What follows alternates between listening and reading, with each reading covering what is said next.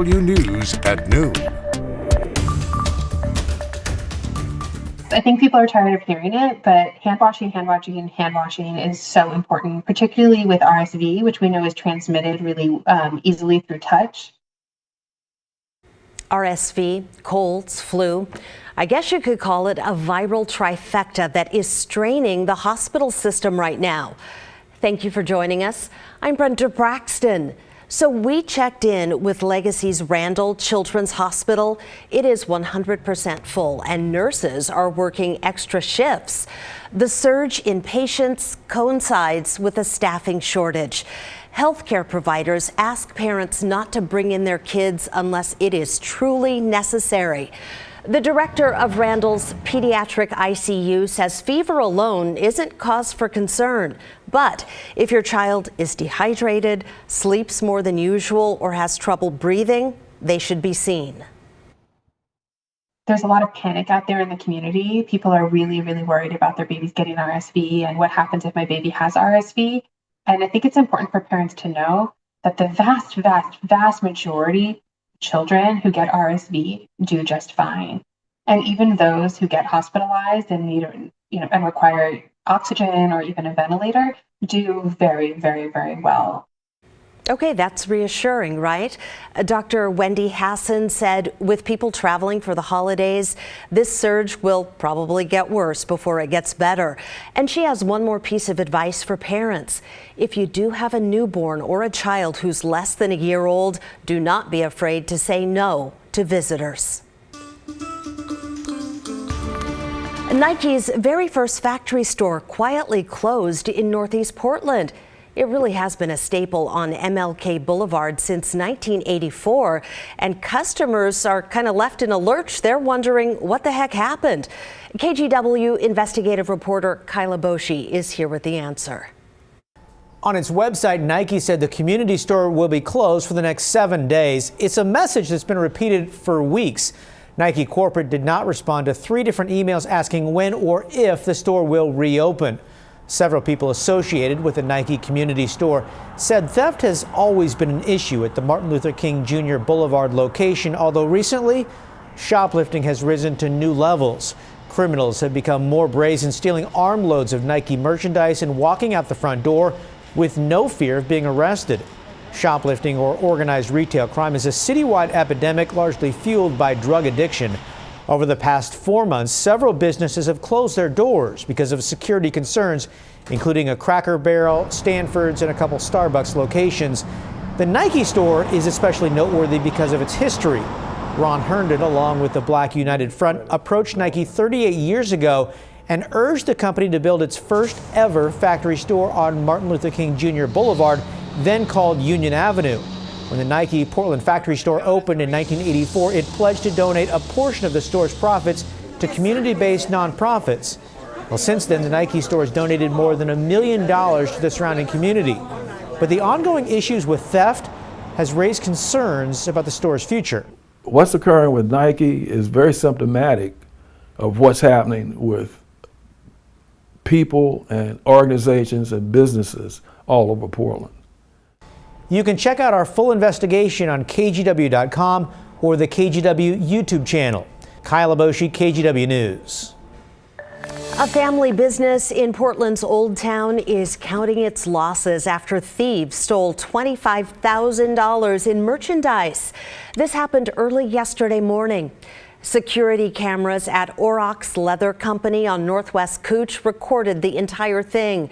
They lost almost all of their Black Friday inventory.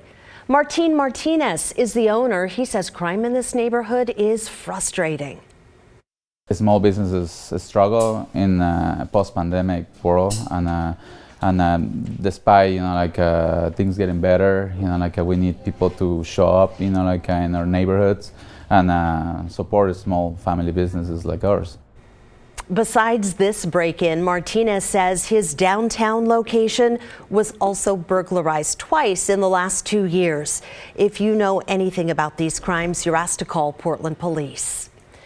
Fear and frustration are running high in Moscow, Idaho, after a quadruple homicide. The victims, 3 women and a man, were all University of Idaho students in their early 20s. Their bodies found on Sunday. The latest from police indicates they were attacked with a sharp weapon like a knife. Investigators call this an isolated, targeted attack, but they won't say much else. That's left room for the rumor mill to run wild. Now the victims' families are asking people to stop speculating and wait for police to release more information. We're just trying to process it. It's not a call that you think that you're going to have to speak with the funeral home directors and the FBI and have it hit national news. Investigators have said this is not a murder-suicide, and the victims were a group of tight-knit friends. So far, police have not named or arrested any suspects. Well, just moments ago, the Oregon Health Authority kicked off its second public hearing, asking for input on how the state should regulate psilocybin. This is a live stream of that Zoom meeting. Psilocybin is the psychoactive ingredient found in magic mushrooms. Oregon voters passed a measure back in 2020 allowing the therapeutic use of psilocybin. The new rules won't go into effect until next year, and some counties have opted out of allowing psilocybin treatment centers. The final public hearing on the matter is coming up tomorrow morning at 10. If you'd like to read more about Measure 109 and reaction to it, head to our website, kgw.com. As some states ban abortions, medical students are traveling elsewhere to learn how to perform the procedure. This morning, we learned one of those out-of-state residents is training at OHSU. The hospital says the woman wants to be an OB/GYN and also wants to remain anonymous for safety reasons. She's coming to Oregon because her home state has a strict abortion ban, and performing the procedure is a felony for doctors. OHSU says it plans to continue providing out-of-state residents with education and training in abortion care. Well, it is crunch time for negotiators trying to reach a deal at this year's UN Climate Change Conference in Egypt. This global gathering is known as COP27. The focus is how climate change is hurting less developed nations. We checked in with Oregon representatives who just returned from Egypt. This is the third COP I've been able to attend. And this one in Egypt was, I think, certainly the most promising and the most optimistic. The United States has been the second largest emitter of carbon in history, and the countries that are bearing the brunt of this have really emitted very little carbon. We cannot allow the poor countries to continue to pay the price for us. Today, Brazil's newly elected president will give a speech in Egypt after meeting with governors from the Amazon forest region. Let's bring in meteorologist Rod Hill this afternoon. What a pretty picture from Newport behind you. Yeah, clear skies. We continue to see pretty nice afternoons overall. Then the cold nights where the winds have been calm. And we'll get that again overnight tonight, by the way. The coast has been the best spot all week. This is another day where some areas will be close to 60. Tillamook, for example, might get up to 60. Of course, Tillamook inland just a bit. Right now, 51 degrees at Quinta Bay and Newport. Winds not doing much there. Here's the Reserve Vineyards and Golf Club out in Aloha, where temperatures have been down into the 20s with regularity at night. Right now, a nice rebound up to 49. Not much wind out there. The one spot that has been cloudy this week, kind of missing out on the sun, has been out in the Hood River Valley and then east through the Dalles out into the Columbia Basin. And this is a cloudy look. This is on this west side of the Hood River Valley, Elk Ridge Golf Course in Carson on the Washington side. But you can see the cloud cover they're dealing with out in the gorge. Wind sustained in Troutdale at 18. We've got gust out there in East Multnomah County still piping up to about 35, 37 miles per hour. Noticeable breezes across into Newport. We're at 47, which is actually 4 degrees cooler than we were 24 hours ago. I still think we'll at least get up into the 50s.